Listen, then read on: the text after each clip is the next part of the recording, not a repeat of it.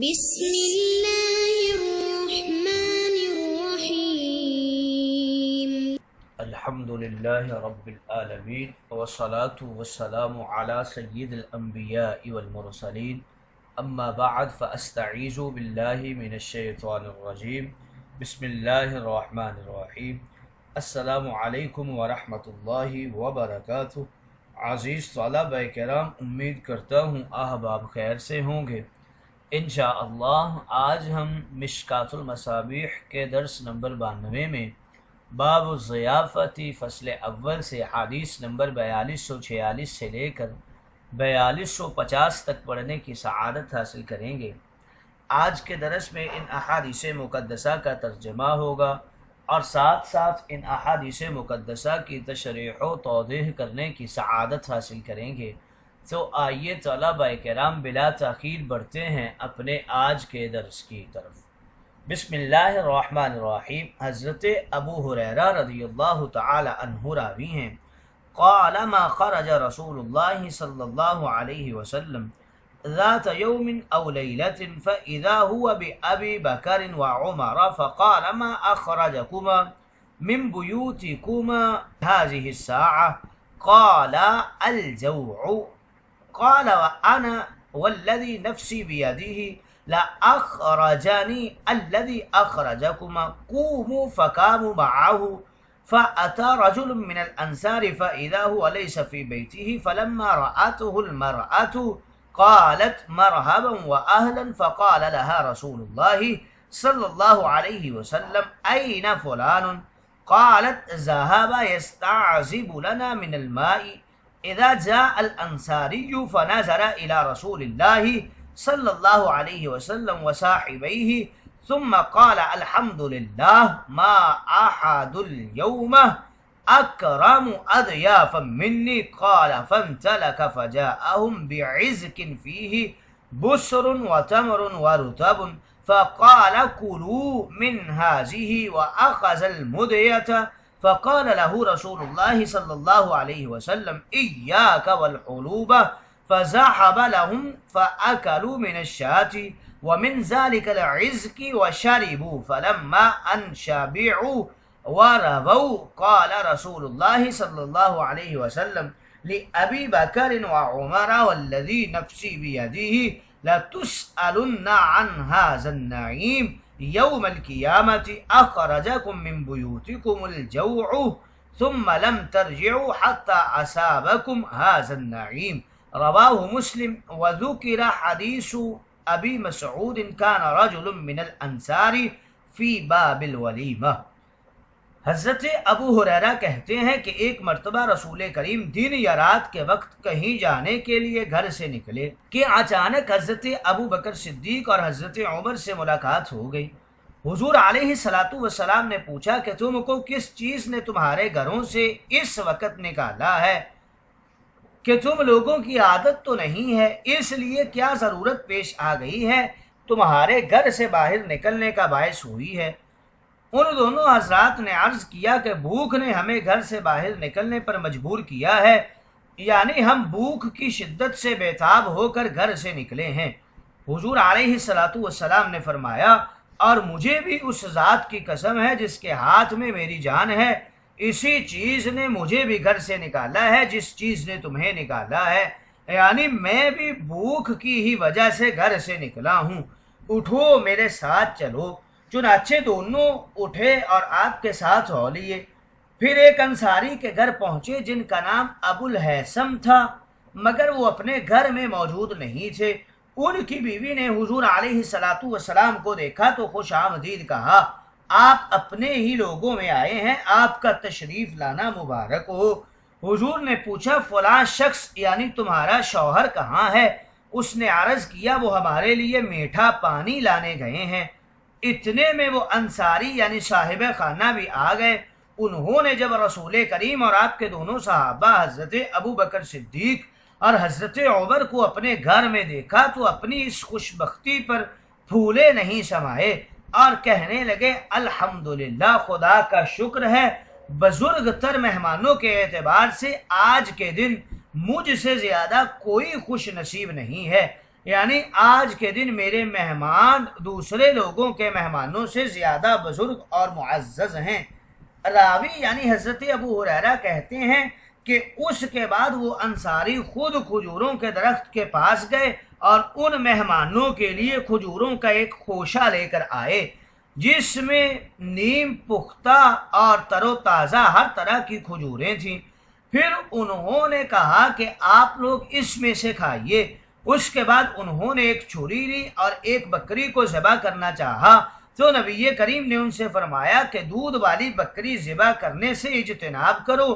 آخرکار حضور علیہ الصلاۃ والسلام اور آپ کے صحابہ کے لیے ایک بکری انہوں نے ذبح کی، اور جب اس کا گوشت پک گیا تو سب نے اس بکری کا گوشت کھایا اور اس خوشہ میں سے کھجوریں بھی کھائیں اور پانی بھی پیا۔ اس طرح جب کھانے پینے سے پیٹ بھر گیا تو رسول کریم نے حضرت ابو بکر اور حضرت عمر سے فرمایا کہ اس ذات کی قسم جس کے ہاتھوں میں میری جان ہے، قیامت کے دن تم سے ان نعمتوں کے بارے میں پوچھا جائے گا۔ بھوک نے تمہیں تمہارے گھروں سے نکالا تھا لیکن تم اپنے گھروں کو واپس بھی نہیں ہوئے تھے کہ خدا کی طرف سے تمہیں یہ نعمتیں مراحمت ہو گئیں۔ یہ مسلم شریف کی روایت ہے۔ اس کی توضیح کے اندر شارحین کرام کچھ یوں لکھتے ہیں: مرحبا و اہلاً، یعنی خوش آمدید، آپ اپنے ہی گھر میں آئے ہیں۔ یہ خطہ زمین آپ کے لیے ہموار اور خوشگوار ہے۔ اس حدیث سے آداب ضیافت کے کئی زرین اصول سامنے آتے ہیں۔ اول یہ کہ اپنی بھوک و پیاس اور تکلیف و پریشانی کا اظہار اپنے احباب کے سامنے کرنا جائز ہے، جس طرح حضور اکرم اور صدیق و فاروق نے کیا۔ دوسرا یہ کہ اپنے قابل اعتماد ساتھی اور دوست کے پاس بلائے بغیر بھی آدمی خود جا سکتا ہے اور اپنے ساتھیوں کو بھی لے جا سکتا ہے، جس طرح حضور اکرم کے عمل مبارک سے ثابت ہے۔ اگلی فصل کی پہلی حدیث مقدسہ کی طرف بڑھتے ہیں۔ حضرت مقدام بن معدی کرب رضی اللہ تعالی عنہ راوی ہیں: سمع النبی یقول ایما مسلم ضاف قوما فاصبح الضیف محروما کان حقا علی کل مسلم نصرہ حتی یأخذ له بکراہ من مالیہ وزرعہ، رواہ الدارمی و ابو داود، وفی روایت له ایما رجل ضاف قوما فلم یکروہ کان له ان یعاقبہم بمثل کراہ۔ حضرت مقدام بن معدی کرب سے روایت ہے کہ انہوں نے رسول کریم کو یہ فرماتے ہوئے سنا کہ جو شخص کسی قوم میں کسی کے ہاں مہمان ہوا اور اس نے محرومی کی حالت میں صبح کی، یعنی اس کے میزبان نے رات میں اس کی مہمانداری نہیں کی، تو ہر مسلمان پر یہ حق ہوگا کہ وہ اس کی مدد کرے، یہاں تک کہ وہ جس شخص کے یہاں مہمان ہوا ہے اس کے مال اور اس کی کھیتی باڑی سے مہمانداری کے بقدر، یعنی ایک مہمان کے کھانے پینے کے بقدر وصول کرے۔ یہ دارمی اور ابو داود کی روایت ہے۔ اور ابو داود کی ایک اور روایت میں یوں ہے کہ جو شخص کسی قوم میں مہمان ہوا اور ان لوگوں نے اس کی مہمانداری نہیں کی تو اس کو یہ حق حاصل ہوگا کہ وہ ان لوگوں کا پیچھا پکڑ لے اور ان کے مال و اسباب سے اپنی مہمانداری کے بقدر وصول کر لے۔ یاد رہے کہ اس حدیث کا تعلق بھی بظاہر ان ذمیوں سے ہے جن پر بطور جزیہ مجاہدین کی مہمانداری لازم کر دی گئی تھی۔ مہمان کے کھانے پینے کو کرا کہتے ہیں۔ اگلی حدیث مقدسہ حضرت ابو احوص جشمی رضی اللہ تعالی عنہ راوی ہیں۔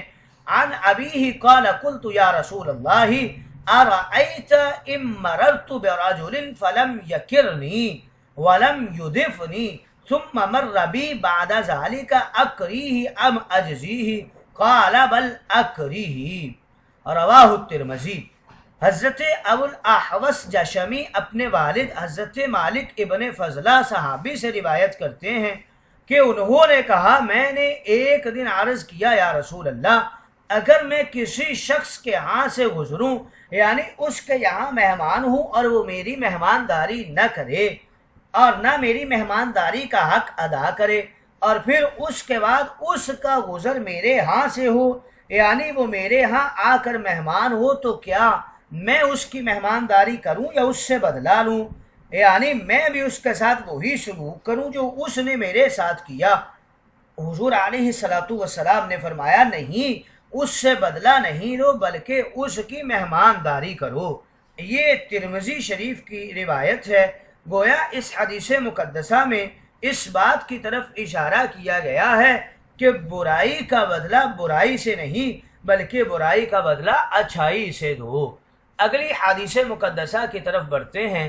حضرت انس رضی اللہ تعالی عنہ راوی ہیں، وعن انس او غیرہ ان رسول اللہ صلی اللہ علیہ وسلم استأذن على سعد بن عبادة فقال السلام علیکم ورحمۃ اللہ فقال سعد وعلیکم السلام ورحمۃ اللہ ولم يسمع النبي صلی اللہ علیہ وسلم حتى سلم ثلاثا ورد علیہ سعد ثلاثا ولم يسمعه فرجع النبي صلى الله عليه وسلم فأتبعه سعد فقال يا رسول الله بأبي أنت وأمي ما سلمت تسليمة إلا وهي بأذني ولك رددت عليك ولم أسمعك أحببت أن أستكثر من سلامك ومن البركة ثم دخل البيت فقرب له زبيبا فأكل النبي صلى الله عليه وسلم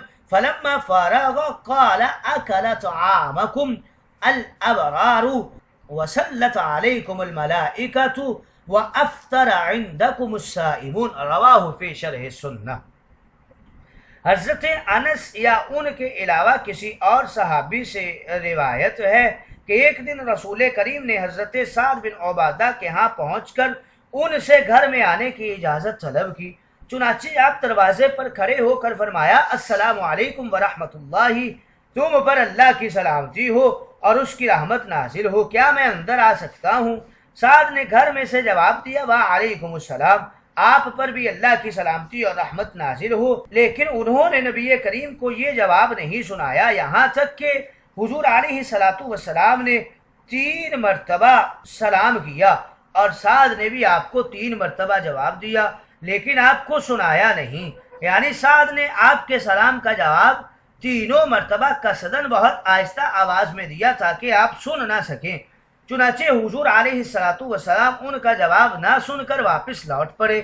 حضرت سعد نے جب یہ دیکھا کہ جس چیز کو میں نے حصول سعادت میں زیادتی کا ذریعہ بنانا چاہا تھا وہ میرے لیے بالکل ہی محرومی کا باعث بنی ہے اور ایک طرح سے سوء ادبی کی صورت بھی پیدا ہو گئی ہے، تو وہ لپک کر گھر سے نکلے اور حضور کے پیچھے پیچھے آئے اور عرض کیا یا رسول اللہ، آپ پر میرے ماں باپ قربان ہوں، آپ نے جتنی مرتبہ سلام کیا میرے دونوں کانوں نے سنا، اور حقیقت یہ ہے کہ میں ہر بار جواب بھی دیتا تھا، البتہ میں اس کا جواب آپ کے کانوں تک نہیں پہنچنے دیتا تھا کیونکہ میں آپ کے زیادہ سے زیادہ سلام و برکت کا خواہش مند تھا۔ یعنی میرا مقصد یہ تھا کہ میرا جواب آپ کے کانوں تک پہنچے تاکہ آپ جتنا زیادہ سلام کریں گے میرے حق میں اتنا ہی زیادہ حصول برکت و سعادت کا ذریعہ ہوگا۔ چنانچہ حضرت سعد کی طرف سے اظہار حقیقت اور عذر خواہی کے بعد حضور علیہ الصلاۃ والسلام اور حضرت سعد مکان میں داخل ہوئے اور حضرت سعد نے آپ کے لیے خشک انگور پیش کیے جن کو نبی کریم نے تناول فرمایا، اور جب کھانے سے فارغ ہوئے تو حضرت سعد کے حق میں دعا کرتے ہوئے فرمایا کہ اللہ کے نیک بندے تمہارا کھانا کھائیں، فرشتے تمہارے لیے استغفار کریں اور روزے دار تمہارے ہاں افطار کریں۔ یہ شرح السنہ کی روایت ہے۔ اگلی حدیث مقدسہ حضرت ابو سعید رضی اللہ تعالی عنہ راوی ہیں، حضور نبی کریم سے روایت کرتے ہیں قال مثل المؤمن ومثل الایمان كمثل الفرس في عقيته يجول ثم يرجع الى عقيته وان المؤمن يسهو ثم يرجع الى الايمان فاطعموا طعامكم الاتقياء وَأُولُوا مَعْرُوفَكُمْ الْمُؤْمِنِينَ رواہ البیہقی فی شعب الایمان وابو نعیم فی الحلیہ۔ حضرت ابو سعید خدری نبی کریم سے روایت کرتے ہیں کہ آپ نے فرمایا مومن اور ایمان کی مثال اس گھوڑے کی سی ہے جو اپنی رسی میں بندھا ہوا ہوتا ہے اور ادھر ادھر چکر لگانے کے بعد پھر اپنی رسی کے پاس آ جاتا ہے، اور اسی طرح مومن غفلتوں کو طاہی کرتا ہے لیکن پھر ایمان کی طرف لوٹ آتا ہے۔ لہٰذا تم اپنا کھانا متقی پرہیزگار لوگوں کو کھلاؤ اور اپنے عطایا سے سب مسلمانوں کو نوازو۔ یہ بیہقی کی روایت ہے شعب الایمان میں، اور ابو نعیم نے اسے حلیہ میں نقل کیا ہے۔ آخیہ یہ حمزہ پر مد ہے، خا پر کسرہ ہے، یا پر شد ہے، پھر تا ہے۔ اس کا آسان ترجمہ رسی اور کنڈا کیا گیا ہے۔ گویا اس حدیث مقدسہ میں پرہیزگار لوگوں کی ضیافت زیادہ بہتر ہے، اس بات کی طرف اشارہ کیا گیا ہے۔